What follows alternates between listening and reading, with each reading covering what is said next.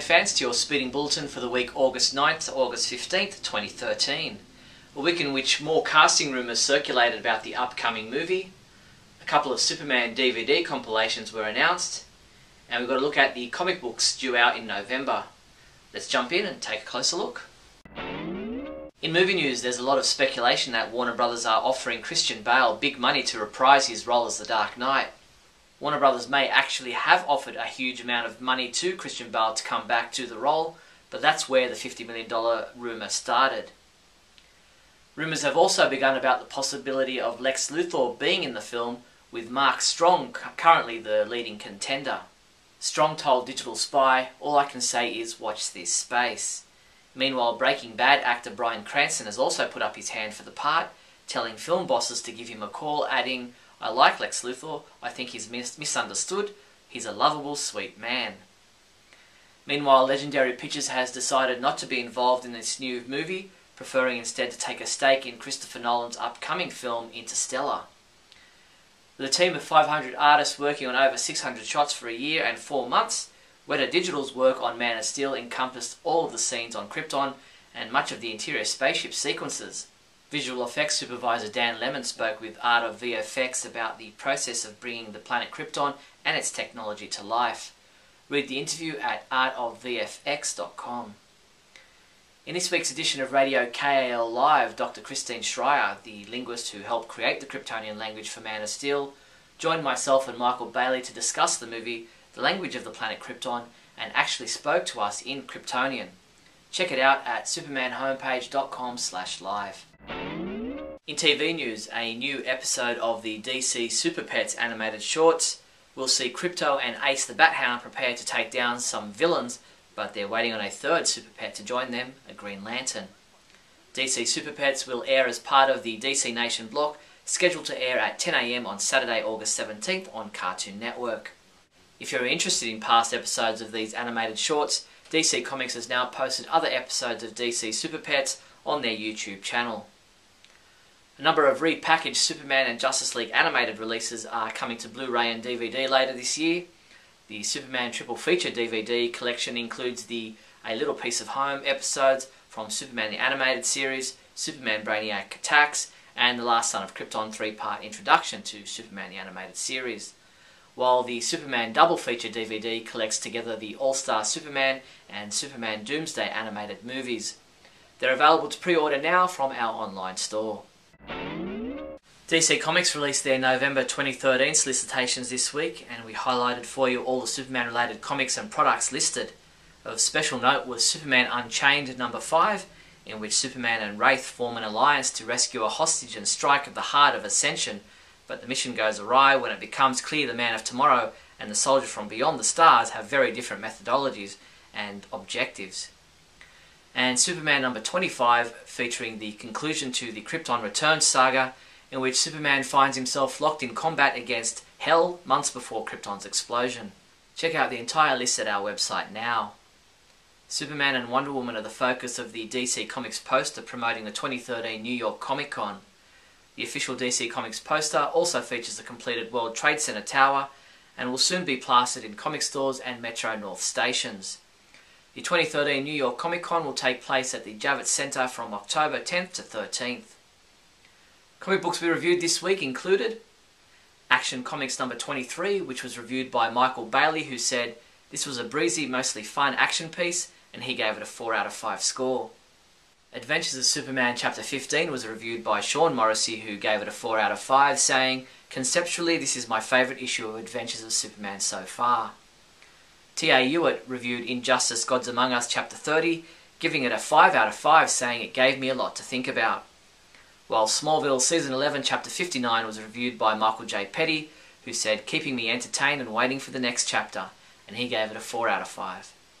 Superman comics available this week from August 14th include Adventures of Superman chapter 16 digital comic has been available since August 12th. Injustice Gods Among Us chapter 31 digital comic has been available since August 13th. Justice League of America number 7 continues the Trinity War saga and is available in a variant cover, a digital combo pack, a black and white cover, and a blank variant cover. Smallville season 11 number 16 print edition, Superboy number 23.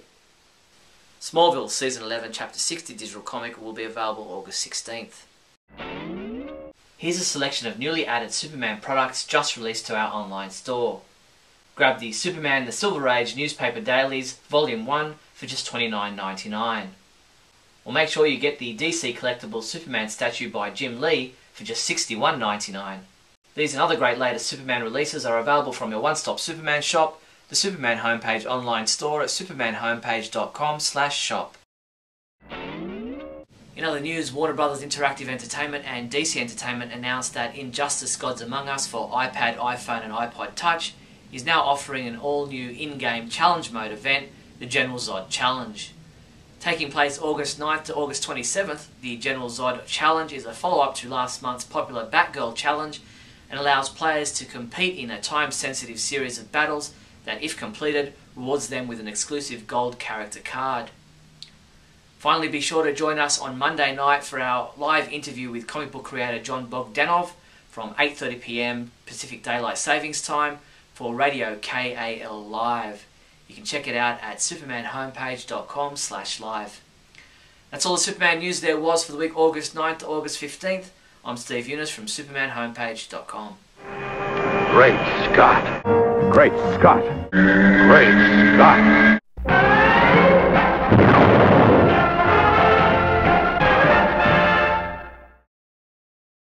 Hello everyone, and welcome to another edition of Great Scott. I'm Scotty V, and thanks for watching. Today I wanted to talk about I guess it was a review by Darren Franich back in June. You can see that I'm a little behind on my reading of essential materials like Entertainment Weekly. What's odd is that Entertainment Weekly is a production of Time Warner, which is a parent company to Warner Brothers, which is a parent company to DC, which of course are all of the creative people behind Man of Steel.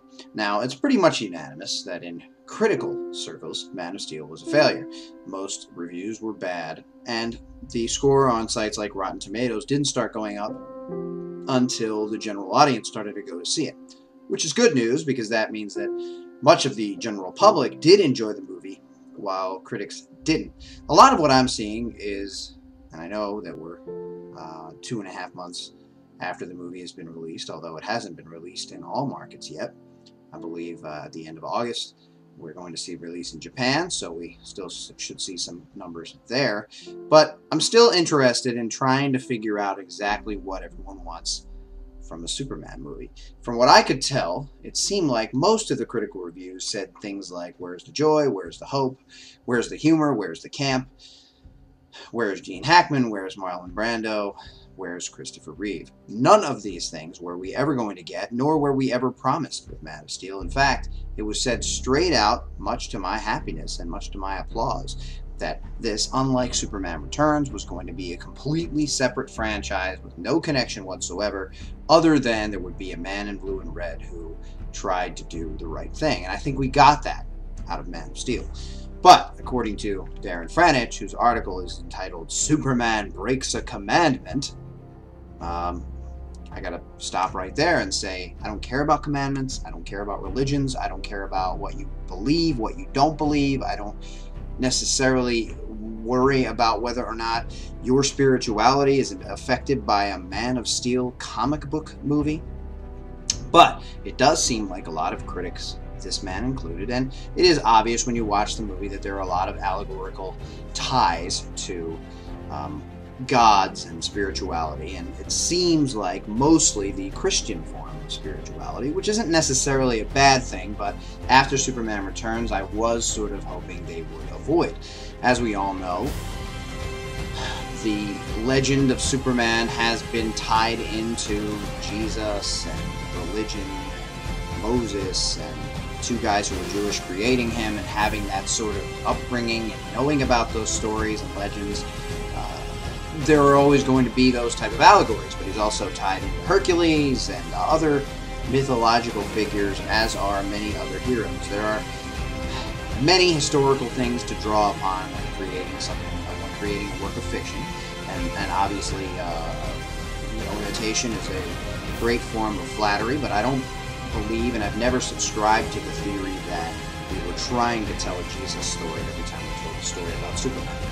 But we do see a lot of that symbolism and a lot of those ideas in Man of Steel, and that was offensive to some people, I guess people who didn't want to be necessarily, what they say is, bashed over the head with that Christian symbology.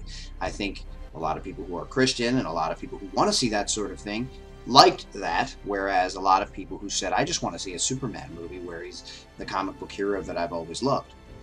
The problem with that is, from the beginning, there were some of those allusions to other literary characters, just like some of those that are presented in some religious texts.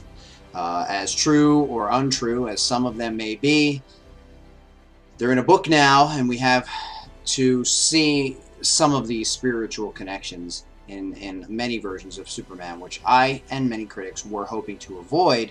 But we still go back to, it seems to me that for some reason, many critics wanted to see goofy Lex Luthor and silly camp and weird dialogue and jokes and gags. And I was glad that I knew from the beginning we were never going to get that. One of my concerns was that we were going to get a movie that was too dark for Superman, and that also seems to be a lot of the critique that I hear. I hear things like Snyder went and Nolanized Superman. Snyder went and gave the Man of Steel the Dark Knight treatment, which I guess in some people's eyes is a great thing because those were great movies that people love. Darren starts off his article by saying there are two very different movies in Man of Steel. The Superman reboot that lit up the box office last weekend. Both of them are stupid, but only one of them is terrible. The less terrible movie constitutes Man of Steel's origin story and a retelling of Jesus Christ's origin story, which means there's nothing surprising for anyone who's read a comic book or been to church. I kind of disagree with all of that. I'm not really sure where he gets stupid from, but then in the article he goes on to say, as he titled it, Superman Breaks a Commandment, that the most surprising and shocking thing in the movie is that Superman, although he never has before, finally kills. Then he highlights two other stories where Superman has killed in the comics after telling us that he doesn't kill, which is what many fans are saying and have been saying, and many critics have said from the beginning. It's just something Superman would never do, just like Batman would never use a gun. Although, in early versions of Batman, probably the first 10 years or so, when he was very serious and very dark, he did use guns. He did use blades. He was violent. He did kill.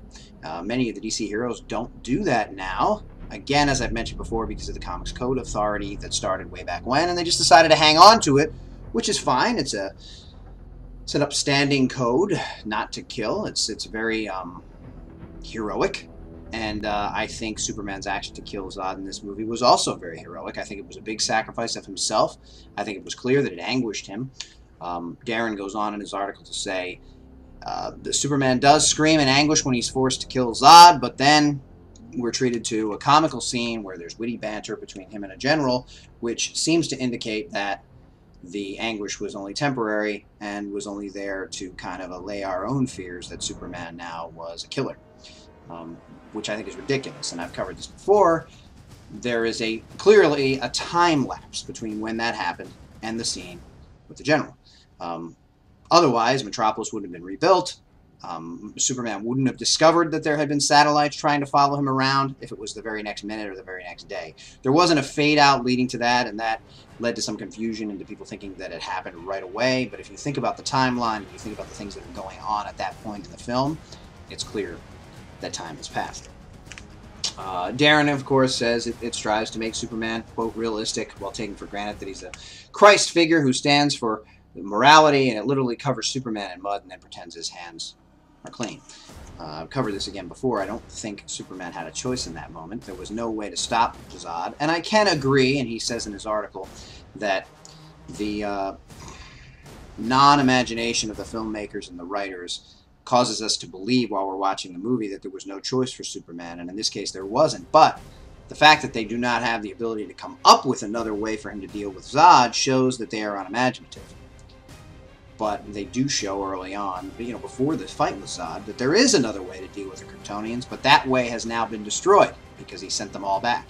And he was probably under the impression that Zod went back as well before he is surprised to find out that he's back. There's also a point in the article where he mentions that Zod and Superman tear half of Metropolis down. And again, I point you to the drawback of the camera during the fight where there's a pit in the middle of Metropolis, but the rest of the city is completely unscathed.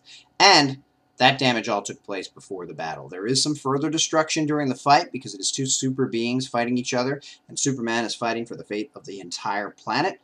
And yes, some things are going to get destroyed during that battle. I think that argument is silly. And those of you who are hanging on to it are being silly. Thanks everybody for watching, and remember, always look up in the sky.